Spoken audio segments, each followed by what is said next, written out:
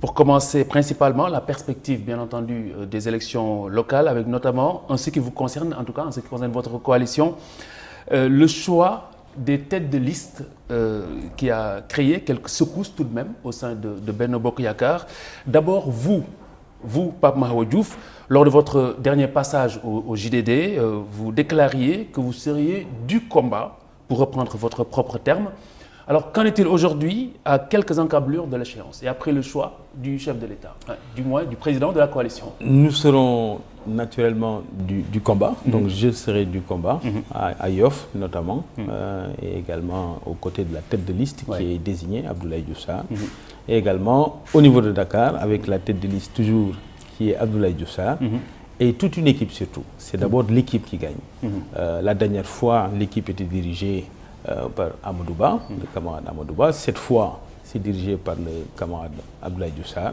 Dans les deux cas, nous visons le même objectif, convaincre nos concitoyens de la capitale et de notre localité, en particulier pour ce qui concerne Yoff, que la meilleure liste, c'est la liste dirigée par donc Abdoulaye Diouf Sarr, mais la liste de la coalition Benno Bokk Yakaar. Donc vous serez du combat, mais dans les rangs. Absolument. Mais vous savez, on ne peut pas tous être devant. C'est pas possible. Vous prenez tous les postes électifs et nominatifs cumulés. Si vous les mettez en ligne, vous n'aurez pas l'essentiel des militants qui seront représentés. Donc le principe, c'est quand même la collégialité et l'esprit d'équipe.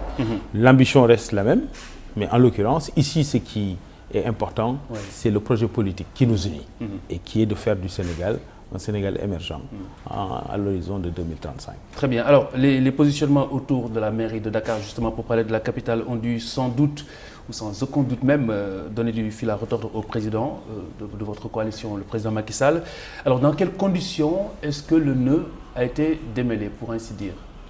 Oui, dans l'esprit et la méthode et l'organisation. L'objectif, c'était d'avoir les meilleures équipes dans toutes les localités où nous avons. Les meilleures équipes, ça veut dire la meilleure formule qui permette de convaincre nos concitoyens que nous avons le meilleur projet, le meilleur programme, et donc gagner la confiance de nos concitoyens le soir du 23 juin 2022. Donc c'est ça qui a prévalu, et nous avons pu quand même constater jusque-là une capacité de dépassement. Sur Dakar, par exemple, Amadou Ba et Abdoulaye Diouf Sarr se sont parlé, ce sont des frères. Ils ont longuement échangé. L'un est parti donc sur la coordination nationale de ces élections très importantes. L'autre, le camarade Abdoulaye Diouf Sarr, va s'occuper de la capitale et aussi de sa localité Yoff. Et ils vont être donc le leadership principal de cette dynamique à Dakar, mais aussi au niveau national. C'est des discussions qui vont être pratiques et dont l'objectif unique est de servir. Il ne faut pas oublier que le but, c'est de servir les populations, c'est de servir un projet politique. Et on peut saluer cette capacité de dépassement de nos leaders de ce point de vue. Donc vous êtes en train de dire justement qu'ils n'ont pas mis le président dans l'obligation de devoir arbitrer?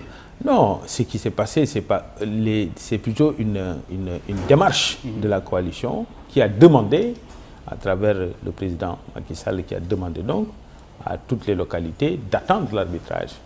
Donc c'est plutôt une démarche. Mais les deux hommes se sont parlé. Absolument.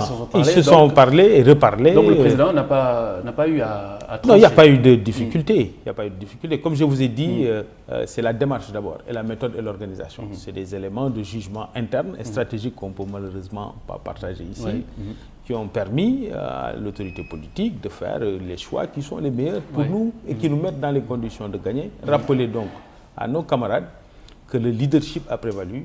Le camarade Amadou Ba et Abdoulaye Diouf Sarr continuent encore aujourd'hui de se parler dans la perspective de la victoire que nous voulons pour Dakar. Et c'est ça qui montre aussi que notre coalition est fondée sur des valeurs solides, sur une conscience que nous servons d'abord les Sénégalais et un projet politique avant les destins personnels. Alors, Abdoulaye Diouf Sarr est donc alors celui qui incarne le plus, n'est-ce pas, l'aspiration de la coalition. C'est pour jouer un peu les prolongations de votre dernier passage à cette tribune, celui qui incarne le plus l'aspiration de la coalition, c'est le portrait robot que vous aviez dressé devant Mamoudou Kane il y a quelques mois ici même. Donc c'est Abdoulaye Diouf Sarr qui est le plus... le porte-étendard choisi pour incarner la coalition aujourd'hui, c'est Abdoulaye Diouf Sarr à Dakar. Le porte-étendard pour incarner la coalition à l'échelle nationale, c'est Amadou Ba.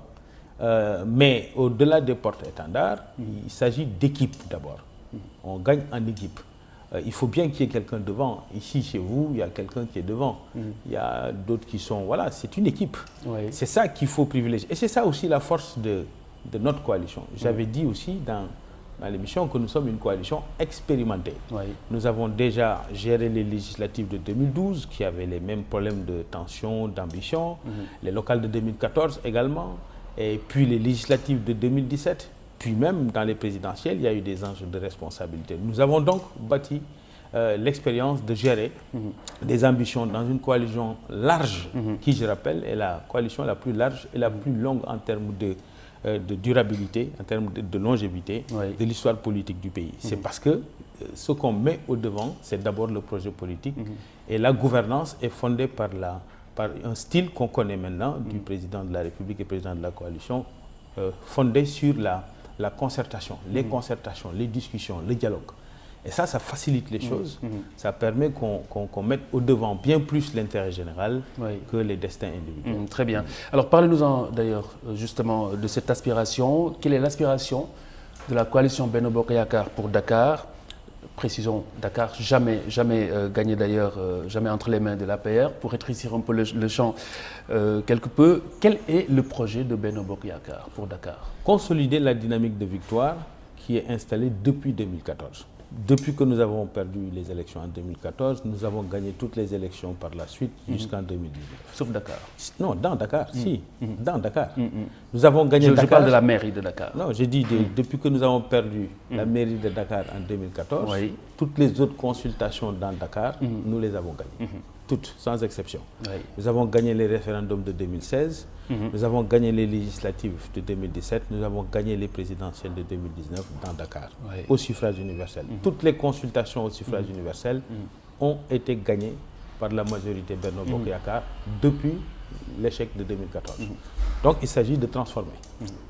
Nous savons exactement où est-ce que nous sommes forts, nous savons où est-ce que nous sommes faibles, nous savons où est-ce qu'il faut mettre les bouchées doubles pour gagner, et c'est ce que nous allons faire.